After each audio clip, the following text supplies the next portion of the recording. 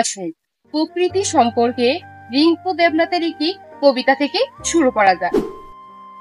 সবুজে সবুজে ঘেরা তরুবর, বহে নির্মল বাতাস, অহরহ চলে মেঘেদের খেলা, মরেছে নীল আকাশ, ঝিরঝির বৃষ্টি পড়ে জল কোলাহলে ভয়, ভ্রমর ফুলে মিতালি হয়ে মনের কথা কয়। নদী খাল পুকুর ডোবা সবে মোর জানা, ওরা যে থাকে আপন খেয়ালে, কেউ করে না মানা।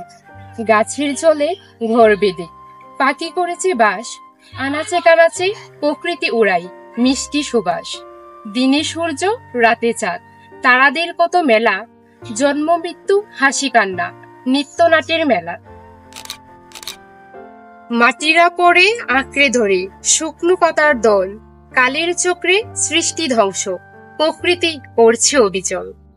পবিত্র বেদে ধৈর্য সম্পর্কে অনেক কিছু বর্ণনা করা হয়েছে। অথর্ব বেদের 12 নং কাণ্ডের 1 নং সূক্তমের 52 থেকে 53 নং মন্ত্রে বলা হয়েছে, এই পৃথিবী যেখানে পাখিরা ডানা মেলে উড়ে বেড়ায়, বায়ু বয়ে যায়, ধূলি দূষরিত করে, সূর্যাগ্নি সমস্ত দিককে আলোকিত করে, দিন ও রাত পালা করে বদলায়, বৃষ্টি সৃষ্টি করে প্লাবন, সেই ধরণী মাতায় সকলে শান্তিপ্রাপ্ত হোক।